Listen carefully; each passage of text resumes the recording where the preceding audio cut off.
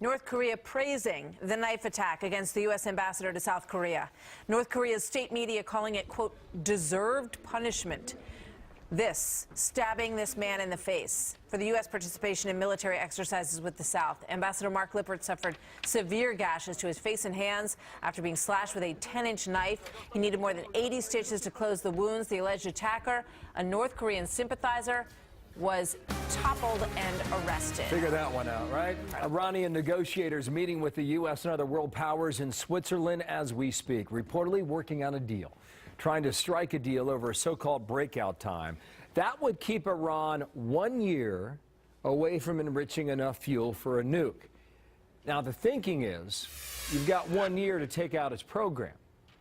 Gillian Turner is a former national security staffer for Presidents Obama and Bush and a Fox News contributor. And Gillian, welcome back to you out of Washington today. The president puts a deal at 50-50. What do you put the chances at right now? It depends how you want to define success.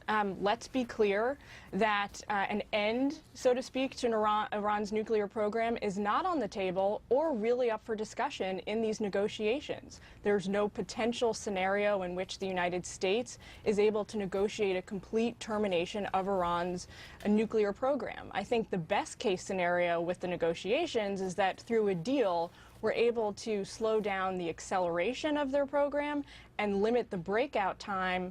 That is how quickly they're able to assemble a bomb based on the component parts available to them at the time. What you're saying then is whether it's a year or 10 years from now, at some point Iran's going to be nuclear, unless you lead some sort of military action to take the program out, correct? Under the current leadership, that's where we are.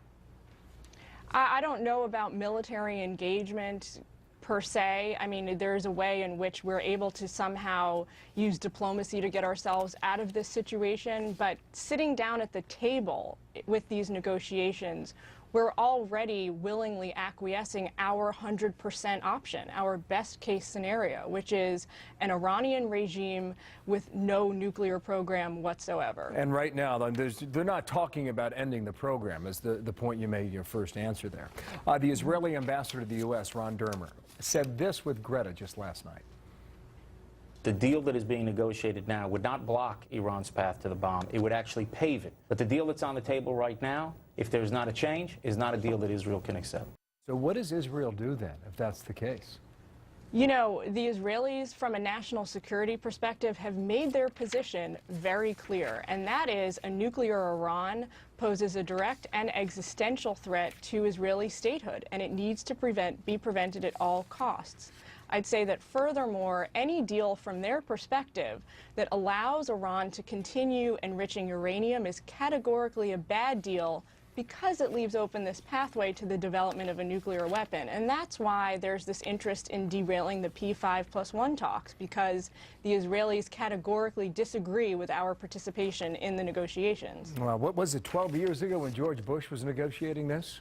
And the number of centrifuges in Iran, it was minuscule compared to what it is today. It was, whereas in 2003, around that time, we had a couple of dozen.